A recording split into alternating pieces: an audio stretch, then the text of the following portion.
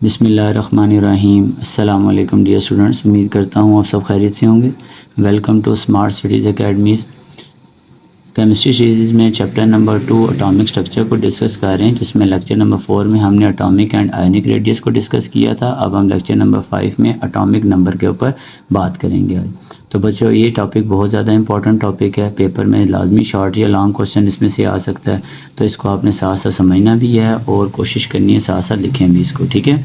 तो बच्चों, सबसे पहले हम क्वांटम नंबर का मतलब समझ लेते हैं कि क्वांटम नंबर हमें किस चीज़ के बारे में इन्फॉर्म करता है। तो क्वांटम नंबर का काम ये होता है कि ये हमें किसी भी एटम में पड़े हुए इलेक्ट्रॉन्स की एग्जैक्ट पोजीशन को मेजर करने में मदद देता है। यानी कि ये बताता है कि इस वक्त एटम किस पोजीशन में पड़ा हुआ है, किस ऑर्बिट में पड़ा हुआ है, किस सब शेल के अंदर पड़ा हुआ है, उसकी ओरिएंटेशन क्या है, ठीक है। तो ये हमें सारा क्वांटम नंबर बताता है। तो इसकी मिसाल अगर हम डेली लाइफ में देखें कि जब भी हम किसी को एड्रेस बताते हैं तो एड्रेस में हम सबसे पहले बताते हैं मुल्क बताएंगे, फिर हम उसके बाद उसमें सिटी बताएंगे, सिटी के बाद फिर हम स्ट्रीट बताएंगे, फिर हम हाउस नंबर बताएंगे, देन वो हमारे पास पहुंच जाएगा। ऐसा तो नहीं होता कि आप डायरेक्ट ही उसको बता दें कि जी आप फ़लाँ हाउस नंबर में आ जाएं। अब उसको पता ही नहीं है कि मैंने किस सिटी में जाना है, किस स्ट्रीट में जाना है, उस सिटी का टाउन कौन सा है, स्टेट कौन सी है।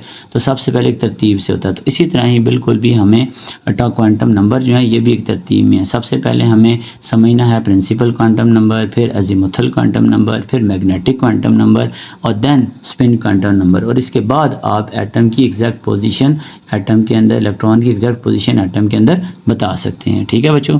तो सबसे पहले हम क्वांटम नंबर की डेफिनेशन लिख लेते हैं, फिर उसके बाद हम डिस्कस करते हैं कि ये हमें किस तरह की इन्फॉर्मेशन देता है। तो आप भी साथ साथ नोट करें, क्वांटम नंबर की डेफिनेशन हम लिखते हैं।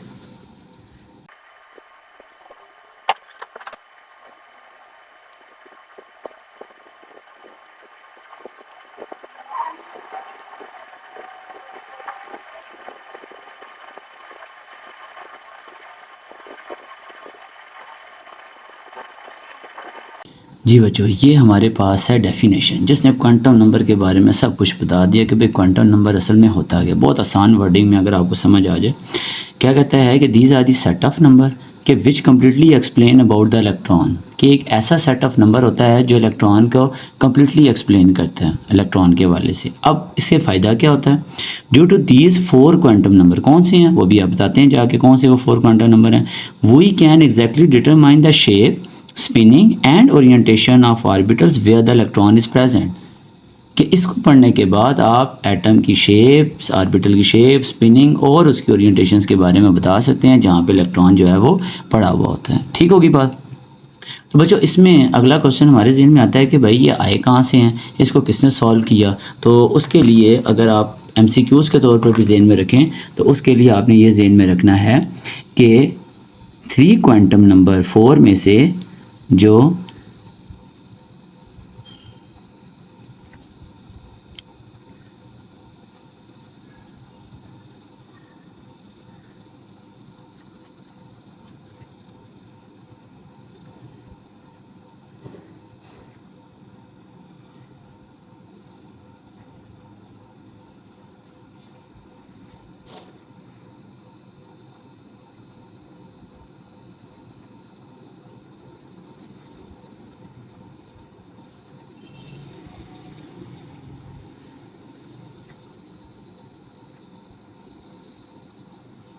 जी बच्चों, टोटल 4 क्वांटम नंबर हैं। 4 में से जो 3 क्वांटम नंबर हैं, यानी कि principal, azimuthal and magnetic quantum number, वो हमें कहाँ से हासिल होते हैं, बस solving the Schrodinger wave equation, ठीक है। ये एमसीक्यूज़ के तौर पर ध्यान में रखिएगा, 4 के 4 श्रोडिंगर वेव इक्वेशन से सॉल्व नहीं हुए, ठीक है। अब बात करते हैं वो जो लास्ट क्वांटम नंबर है वो कहाँ से है। तो उसके लिए हम लिखते हैं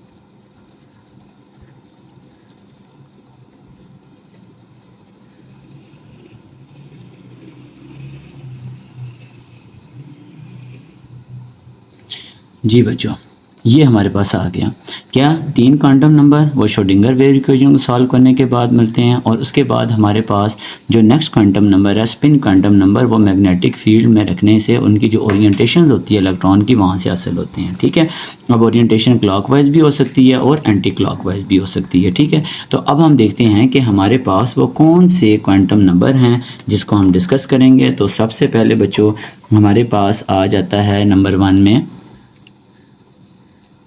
एक का नाम है प्रिंसिपल क्वांटम नंबर। ठीक है, प्रिंसिपल क्वांटम नंबर, ठीक है, जिसको एन से रिप्रेजेंट करेंगे।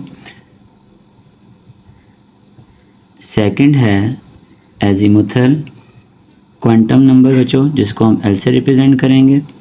थर्ड हमारे पास है क्या, मैग्नेटिक क्वांटम नंबर, जिसको एम से रिप्रेजेंट करेंगे। 4 नंबर पे हमारे पास आ जाता है स्पिन क्वांटम नंबर, जिसको हम किससे करेंगे, एस से रिप्रेजेंट करेंगे। ठीक है, तो ये 4 क्वांटम नंबर है। इन 4 क्वांटम नंबर से इस लेक्चर के अंदर हम 2 क्वांटम नंबर को डिस्कस करेंगे, एक प्रिंसिपल क्वांटम नंबर और एक हमारे पास आ जाता है एजीमुथल क्वांटम नंबर। जी, हमारे पास सबसे पहले हम क्वांटम नंबर जिसको डिस्कस करने जा रहे हैं वो है हमारे पास प्रिंसिपल क्वांटम नंबर। ठीक है, प्रिंसिपल क्वांटम नंबर। तवज्जो के साथ बात सुनिएगा बच्चों, बहुत आसान सा टॉपिक है, इतना मुश्किल नहीं है। तो आपने एक एक स्टेप को समझना है कि भाई प्रिंसिपल क्वांटम नंबर है क्या। ठीक है, तो बच्चों हमने सबसे पहले ये देखना है कि प्रिंसिपल क्वांटम नंबर हमें एक्सप्लेन क्या करता है। ठीक है, प्रिंसिपल क्वांटम नंबर हमें किसके बारे में बताता है, तो प्रिंसिपल क्वांटम नंबर हमें मेन एनर्जी लेवल्स के बारे में बताता है। ठीक है, प्रिंसिपल क्वांटम नंबर। अब इसके बारे में पता कैसे चलता है, आपको पता है मेन एनर्जी लेवल्स कौन से होते हैं, एटम का ये हमारे पास न्यूक्लियस है ना, उसके गिर्द ये हमारे पास क्या होते हैं, ऑर्बिट्स होते हैं। ठीक है, ये ऑर्बिट्स हैं, और ये ऑर्बिट्स हमारे क्या होते हैं, मेन एनर्जी लेवल्स होते हैं जिनके अंदर इलेक्ट्रॉन मूव कर रहे होते हैं। ठीक है, अब बोहर ने इनको किसका नाम दिया था, बोहर ने इनको कहा था कि ये हमारे पास ऑर्बिट हैं। ठीक है, अब ऑर्बिट में जो इलेक्ट्रॉन्स होते हैं वो किस फॉर्म में मूव कर रहे होते हैं बच्चों, वेव्स की फॉर्म में मूव कर रहे होते हैं। तो इस वेव की फॉर्म में मूव कर रहे हैं, तो इस वजह से इसको हमने किसका नाम दिया, प्रिंसिपल क्वांटम नंबर का। ठीक है, यानी कि एन से हम इसको रिप्रेजेंट करते हैं, प्रिंसिपल क्वांटम नंबर है। ठीक है, ये वाला हमारे पास है। तो अब इसके बारे में हम पॉइंट लिखते हैं कि हमारे पास प्रिंसिपल क्वांटम नंबर आखिर कहता क्या है। बच्चों इसमें हम पहला पॉइंट क्या लिखेंगे, नंबर 1 पॉइंट आपने क्या ज़हन में रखना है, आपने कहना है कि दिस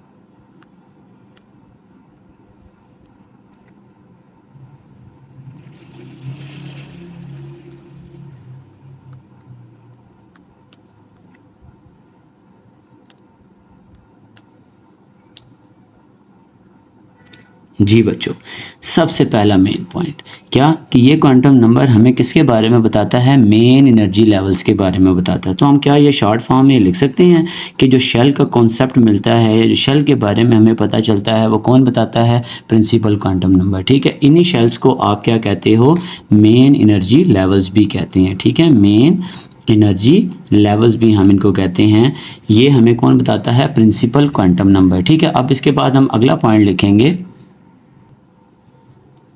अगला पॉइंट हमारे पास ये है कि it is represented by n. ठीक है, और एन है तो इसका मतलब है कि एन की वैल्यू क्या होगी, तो यहाँ पे हम लिखते हैं कि द वैल्यू ऑफ एन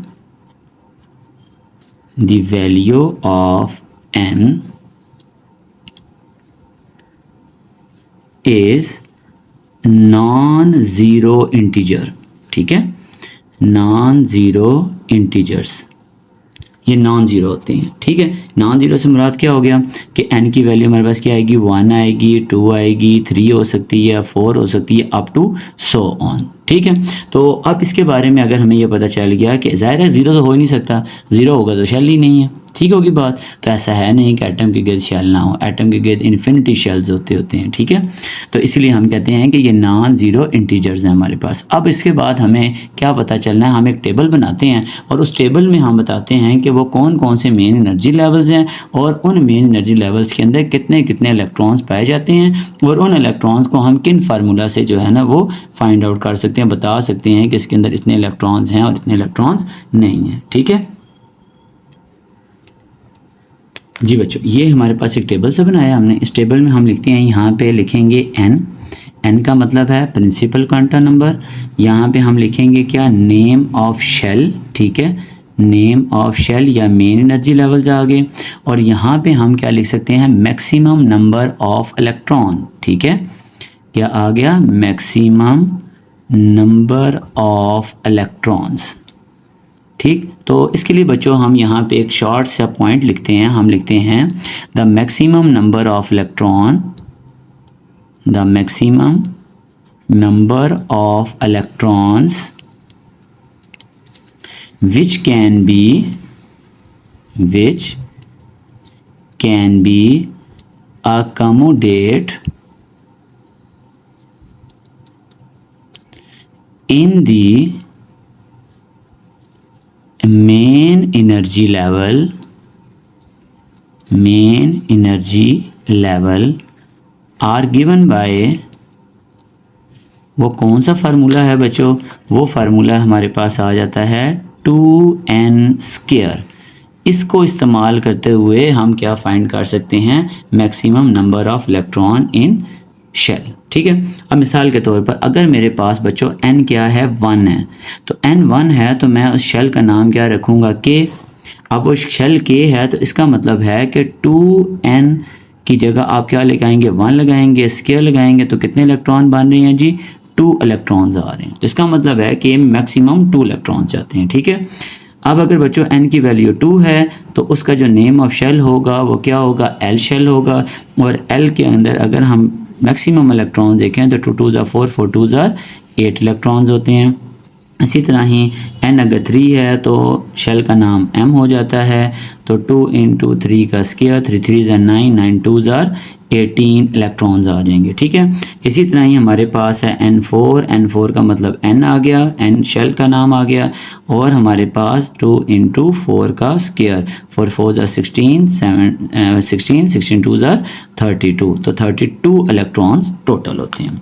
तो अब हम क्या बात करते हैं, अब हमें यह पता चल गया कि अगर हमारे पास n1 हो तो k शेल होगा, n2 हो तो l शेल होगा, n3 हो तो m शेल होगा, n4 हो तो n शेल होगा, ठीक है। अब अगर हम इसको यहाँ पे एक्सप्लेन करें तो कैसे एक्सप्लेन करते हैं बच्चों, ये मेरे पास इसका न्यूक्लियस आ गया, ये मेरे पास क्या आ गया, फर्स्ट शेल, ये मेरे पास क्या आ गया, सेकंड शेल, ये मेरे पास क्या आ गया, थर्ड शेल, और ये क्या आ गया, फोर्थ शेल, ठीक है। अब इसके अंदर हम कैसे देखते हैं कि फर्स्ट शेल का नाम क्या है, के, सेकंड शेल का नाम क्या है, एल, इस शेल का नाम क्या है, एम, और 4 वाले का नाम क्या है, एन।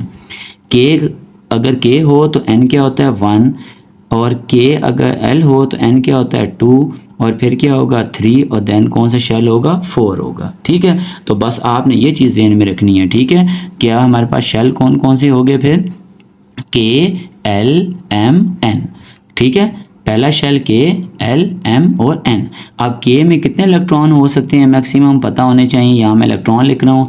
के में मैक्सिमम 2 इलेक्ट्रॉन होते हैं, एल शेल में मैक्सिमम 8 इलेक्ट्रॉन होंगे, एम शेल में मैक्सिमम बच्चों 18, और एन शेल में मैक्सिमम 32 इलेक्ट्रॉन। तो ये हमारा था प्रिंसिपल क्वांटम नंबर, जो हमें किसके बारे में बताता है, मेन एनर्जी लेवल्स के बारे में बताता है, ठीक होगी बात जी।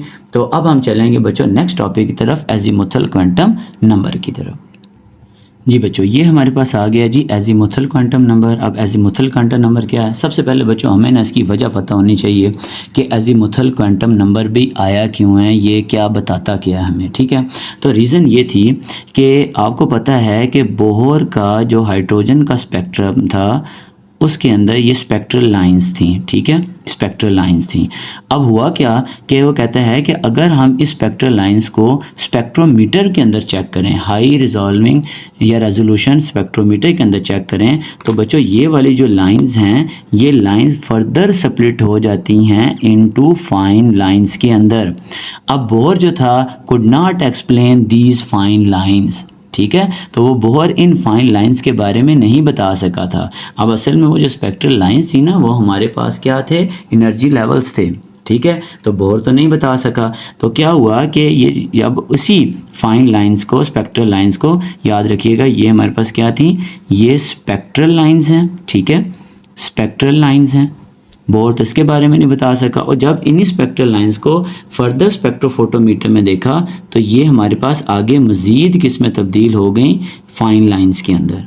अब बोहर इन फाइन लाइंस के बारे में भी एक्सप्लेन नहीं कर सका था, तो इन फाइन लाइंस को जो एक्सप्लेन करते हैं वो एजीमुथल क्वांटम नंबर करते हैं, ठीक है। तो सबसे पहले हम यहाँ पे क्या लिखेंगे बच्चों, रीज़न लिखेंगे ताकि हमें पता हो कि हम एजीमुथल क्वांटम नंबर क्यों पढ़ रहे हैं, ठीक है। तो वहाँ पर हम लिखते हैं कि when spectral line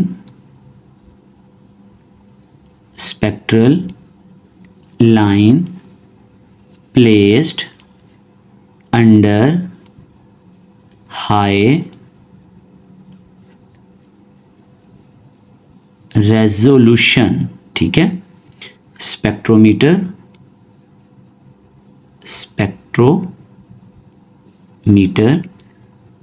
it's split into further fine lines, ठीक है। आगे क्या हुआ कि Bohr could not explain these fine lines, ठीक है, बोहर इन फाइन लाइंस के बारे में भी कुछ नहीं बता सका। तो फिर क्या हुआ, फिर ये हुआ कि वी एक्सप्लेन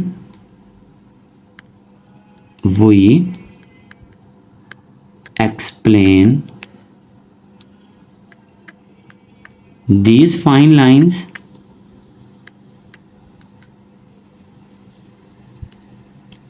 by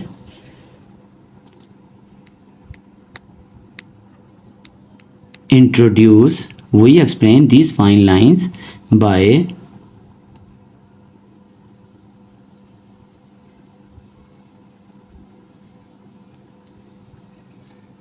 azimuthal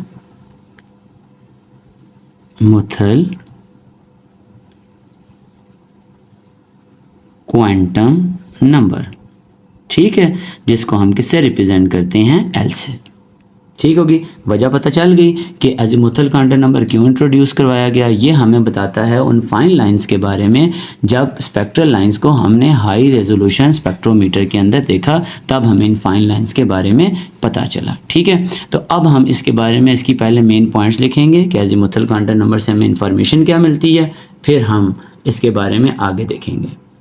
जी बच्चों, अब हम इसकी डेफिनेशन लिखेंगे अजीमुथल क्वांटम नंबर की, वो हमें क्या बताता है, डेफिनेशन लिखते हैं।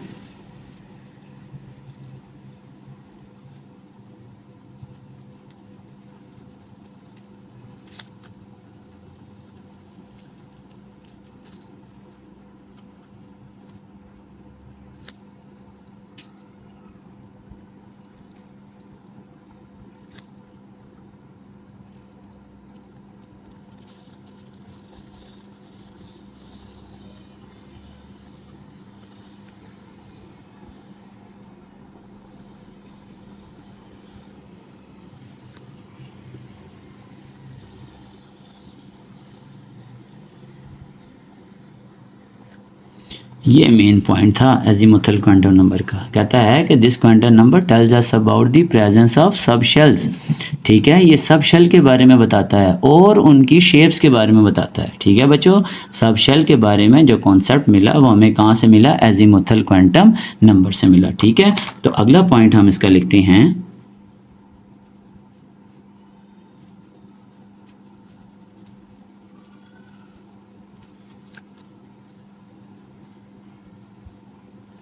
हम इसको एल से रिप्रेजेंट करते हैं, ठीक है।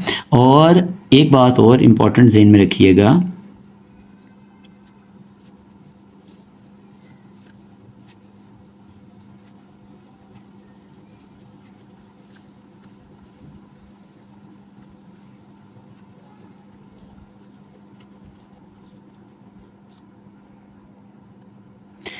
कि जो हमारे पास L की वैल्यू होती है बच्चों वो N के ऊपर डिपेंडेंट होती है, ठीक है। L की वैल्यू N के ऊपर डिपेंडेंट होगी, N आएगा फिर हम उससे L को जो है कैलकुलेट कर सकते हैं, ठीक है। तो L की वैल्यू क्या होती है, L is equal to 0 1 2 3 4 up to n-1, यहाँ तक हमारे पास क्या होती है, L की वैल्यू होती है, ठीक है जी। n-1 यानी कि आपको पता है n तो 0 नहीं होता, n 1 होता है। 1 पुट करोगे 1 - 1 0, 2 - 1 1, 3 - 1 2, 4 - 1 3। तो इस तरह हमारे पास L की वैल्यू आती हैं, ठीक है। अब आपने अगली बात जो मेन पॉइंट है उसको भी ज़हन में रखना है कि हमारे पास अगर बच्चों L 0 हो तो वो क्या होता है, S होता है। अगर L हमारे पास क्या हो, 1 हो तो P होता है, अगर 2 हो तो D होता है, अगर 3 हो तो F होगा, ठीक है। ये बात ज़हन में रखनी है आप लोगों ने। जी बच्चों, अब हम क्या करेंगे, अब हम L के जो सब शेल्स होते हैं वो किस तरह आते हैं उसको अब हम कैलकुलेट करेंगे एक टेबल के ज़रिए। पहले हम एक टेबल बनाते हैं, फिर मैं बताता हूँ कि ये N के ऊपर कैसे डिपेंडेंट है और एजीमुथल क्वांटम नंबर क्या क्या है। तो अभी मैं टेबल बनाता हूँ। जी बच्चों, ये हमारे पास एक टेबल्स बनाया है, ठीक है। अब इस टेबल में पढ़ने से पहले हमें एक पॉइंट लिखना है, ठीक है। वो पॉइंट हम ये लिखेंगे बच्चों, ज़रा नोट कीजिएगा कि इसमें हम जो मैक्सिमम नंबर ऑफ़ इलेक्ट्रॉन होते हैं ना, तो बच्चों वो हमारे पास जो मेन पॉइंट है वो मेन पॉइंट आपने ये लिखना है, the maximum number of electron which can be accommodate in the sub shell are given by this formula, ठीक है। तो यहाँ पे मैं लिख देता हूँ कि maximum number of electrons in subshells can be calculated by the following formula। अब बच्चों क्या फार्मूला है जिसकी मदद से हम इसको फाइंड कर सकते हैं, वो हमारे पास है 2 × 2l+1। ये फार्मूला ज़हन में रखिएगा, ठीक है, 2 × 2l+1। अच्छा, अब हमारे पास यहाँ पे किस तरह हमने करना है, देखें मैंने कहा था कि azimuthal quantum number principal quantum number के ऊपर डिपेंड कर रहा है। तो प्रिंसिपल क्वांटम नंबर क्या है, n, ठीक है। तो n हमें क्या इन्फॉर्मेशन देता है बच्चों, शेल्स के बारे में। और इधर मैं लिखूंगा क्या, azimuthal quantum number L represent किया हमने, और यहाँ पे हम क्या लिखेंगे, नेम ऑफ सब शेल, ठीक है, नेम ऑफ सब शेल, जहन में रखिएगा ये। अब देखें ज़रा है क्या, देखें अगर आपको ये पता है कि n1 हो हमारे पास तो शेल कौन सा होता है, K। तो जब n1 होगा तो L क्या होता है, 0 होता है, ठीक है, ये याद रखिएगा, क्योंकि n-1 L होता है ना, तो 1 - 1 0। तो अब L 0 हो तो कौन सा शेल होता है, S होता है, ठीक है। तो यहाँ पे S सब शेल आ गया, तो उसके साथ यहाँ पे मैं क्या लिखूँगा, 1, क्योंकि ये हमारे पास पहले शेल का सब शेल है, ठीक है। अगली बात देखें, अगर बच्चों मेरे पास n हो जाए 2 तो कौन सा शेल होता है, L होता है, आपको पता है। तो इसका L क्या होगा, जो एजीमुथल क्वांटम नंबर है वो क्या होगा बच्चों, वो होगा 2 तक पहुंचने के लिए क्या करना होगा, 0 और 1, ये हमारे पास इसके आ जाएंगे, ठीक है। अब 0 और 1 से क्या होगा, सेकंड शेल है, तो 0 के लिए S होता है, 1 के लिए क्या होता है, P होता है। तो इसके साथ मैं 2 लगाऊंगा, यहाँ पे भी मैं 2 लगाऊंगा, ठीक है। अब मेरे पास n अगर 3 हो तो कौन सा शेल होता है बच्चों, M होता है। तो जब M हो तो हम क्या लिखते हैं, 0 1 2, ठीक है, 0 1 2। क्यों 0 1 2, क्योंकि 3 से पहले पहले वाले हमने सारे लिखने हैं, ये एजीमुथल क्वांटम नंबर है। अब आपको पता है कि एजीमुथल क्वांटम नंबर अगर 0 हो तो वो S होता है, अगर 1 हो तो P होगा, 2 हो तो D होता है। यहाँ पे मैं क्या लगाऊंगा, 3, यहाँ पे क्या लगाऊंगा, 3, यहाँ पे क्या लगाऊंगा, 3 लगाऊंगा, ठीक है। अच्छा, अब देखिए बच्चों आगे मेरे पास क्या है, 4 4 हो तो n होता है, n हो तो क्या होगा 0 1 2 3, ठीक है। 0 हो तो क्या है s, 1 हो तो p, 2 हो तो d, 3 हो तो f। इसके साथ हम यहाँ क्या लगाएंगे 4 4 4 एंड देन 4। क्लियर होगी बात जी। तो ये हमारे पास थे क्या नेम ऑफ शेल, कि क्या करना है कि n की देखो l की वैल्यू n के ऊपर डिपेंडेंट है, ठीक है। तो ये हमारे पास आ जाते हैं एजीमुथल क्वांटम नंबर। तो एजीमुथल क्वांटम नंबर कौन कौन से हैं बच्चों, वो आपने देख लिए कि हमारे पास एजीमुथल क्वांटम नंबर की वैल्यू जो है वो डिपेंड कर रही है किसके ऊपर, n के ऊपर, ठीक है। n1 है तो l0 है, n2 है तो l1 है, n3 है तो l2 है, n4 है तो l क्या है 3 है। तो इससे हमें ये पता चल गया कि हमारे पास ये क्या हैं शेल और सब शेल। अब मैं आपको बताता हूँ कि इसके सब शेल कैसे ये बने हैं। ये वो फर्दर फाइन लाइंस थी जो डिवाइड हुई थी सब शेल्स के अंदर। वो जो हमने बताया था ना कि सब शेल्स बने हैं, वो सब शेल्स की ये फर्दर लाइंस थी, ठीक है। तो अब देखें ज़रा क्या होता है आपके पास मेन एनर्जी लेवल्स कौन कौन सी हैं जी, के है, एल है, एम होता है और एन होता है, ठीक है। अब आपको ये पता है बच्चों कि के के पास कितने इलेक्ट्रॉन होते हैं 2, एल के पास कितने होते हैं 8 होते हैं और एम के पास कितने होते हैं बच्चों 18, एन के पास कितने होते हैं 32। अब हुआ क्या कि जो के का सब शेल है वो क्या लिखा है हमने एस, ठीक है, कौन सा वाला 1s, ठीक। और एस में मैक्सिमम इलेक्ट्रॉन कितने होते हैं 2, तो देखो के में भी 2 हो गए। अब हमारे पास आता है एल। एल जो है इसके जो सब शेल हैं वो कितने हैं, वो 2 हैं। कौन कौन सा, एक एस है और एक क्या है पी है, और एल दूसरा शेल था तो यहाँ पे 2s और 2p इसके सब शेल हैं। अब देखो यहाँ पे 2 इलेक्ट्रॉन, यहाँ पे 6, पी में 6 होते हैं, तो टोटल कितने हो गए हमारे पास 10 इलेक्ट्रॉन हो गए, ठीक होगी बात। अच्छा अब इसी तरह ही हम चलते हैं आगे यहाँ पे कि हमारे पास m हो तो क्या होता है s p d। हम यहाँ क्या लगाएंगे 3 और फिर 3, यहाँ कितने इलेक्ट्रॉन आ गए 2, फिर कितने आ गए 6, फिर कितने आ गए 10, ठीक। अब हमारे पास n जो है ये क्या है, ये हमारे पास 3 तरह से है, ये चीज़ आ गई। इसमें कौन कौन सी हमारे पास, एक हो गया s, एक हो गया p, एक हो गया d और एक क्या हो गया f, ठीक है। ये 4 4 4 एंड 4। अब देखो टोटल 32 इलेक्ट्रॉन है ना, s के पास 2 इलेक्ट्रॉन होते हैं, p के पास 6, d के पास 10, f के पास 14 इलेक्ट्रॉन। तो आप अगर इन सारों को सम करो तो क्या आएगा 32, इन तीनों को सम करो तो 18 आएगा, और इन दोनों को सम करो तो 8 आएगा, और इसको आपको पता ही है ये 2 बनेंगे, ठीक है। अब हमने बात की थी कि मैक्सिमम नंबर ऑफ इलेक्ट्रॉन हमें कैसे पता चलने हैं। ये देखें ज़रा, आपको ये पता है कि अगर L इज़ इक्वल टू क्या हो 0 हो तो वो कौन सा शेल होता है S होता है, ठीक है।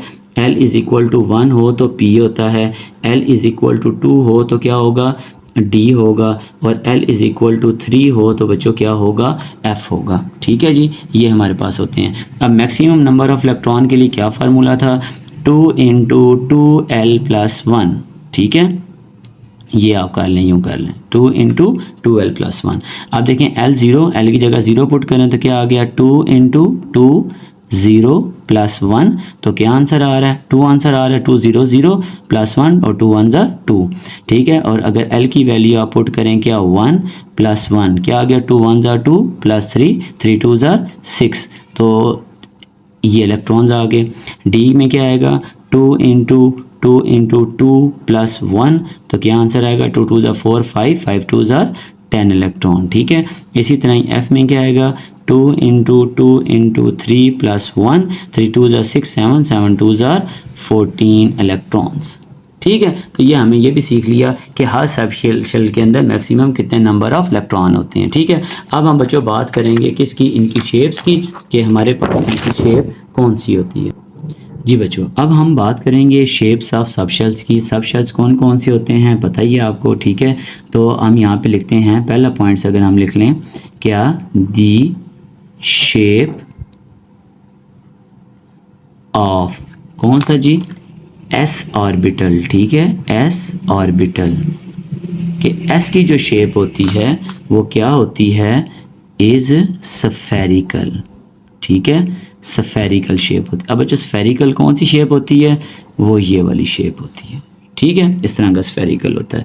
अब 1s होगा, छोटा होगा, 2s उससे बड़ा होगा, 3s उससे बड़ा होगा, 4s उससे बड़ा होता जाएगा, ठीक है।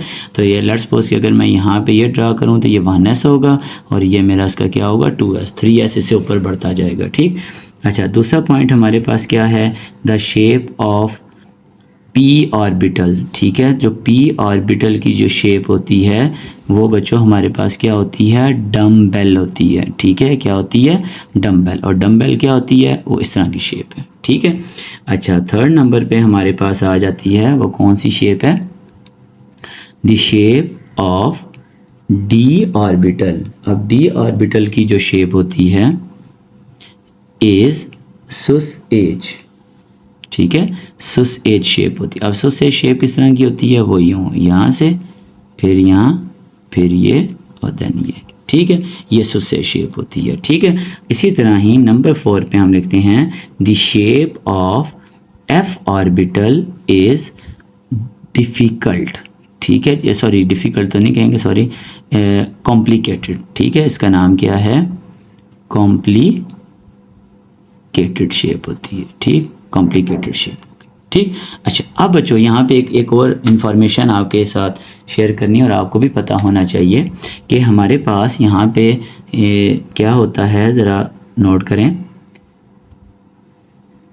हम लिखते हैं D S P D and F, ये क्या हैं, ये हैं आर द स्पेक्ट्रल टर्म, ठीक है। ये हमारे पास एक स्पेक्ट्रल टर्म है। अब इन टर्म्स का मतलब क्या होता है, ज़रा देखें, उसके बारे में पता होना चाहिए। स्पेक्ट्रल टर्म में हम क्या लिखते हैं कि मेरे पास एस का जो मतलब है वो है स्फेरिकल, ठीक है, स्फेरिकल इसका मतलब है। पी जो होगा इसका मतलब मेरे पास आता है प्रिंसिपल, ठीक। डी जो है बच्चों मेरे पास इसका मतलब है डिफ्यूज्ड, और F का जो मतलब है ये है फंडामेंटल, ठीक होगी बात बच्चों। तो ये हमारे पास आ जाते हैं इनके नाम। तो उम्मीद करता हूँ आपको ये टॉपिक समझ आ गया होगा। तो इसमें आप लोगों ने किस चीज़ को ज़रा ज़हन में रखना है, मैं आपको एक दफ़ा लास्ट रिपीट कर दूँ कि हमने 2 क्वांटम नंबर डिस्कस किए। एक का नाम है प्रिंसिपल क्वांटम नंबर, एक अजीमुथल। प्रिंसिपल क्वांटम नंबर हमें मेन एनर्जी लेवल्स के बारे में बताता है, जो कौन से हैं, के एल एम एन है, और उसमें के में 2 इलेक्ट्रॉन, एल में 8 इलेक्ट्रॉन, एम में 18 और एन में 32 इलेक्ट्रॉन पाए जाते हैं, ठीक है। इसी तरह ही जो अजीमुथल क्वांटम नंबर है ये हमें सब शेल्स के बारे में बताता है, ठीक है जी। अब सब शेल हमारे पास कौन कौन से होते हैं, सब शेल में हमारे पास एस पी डी और एफ होते हैं, ठीक है, एस पी डी एफ होते हैं। और एस में आपको पता है कि जो अजीमुथल क्वांटम नंबर होता है उसकी वैल्यू एन के ऊपर डिपेंड कर रही होती है, ठीक है। एस में मैक्सिमम 2 इलेक्ट्रॉन, पी में 6, डी में 10, एफ में 14।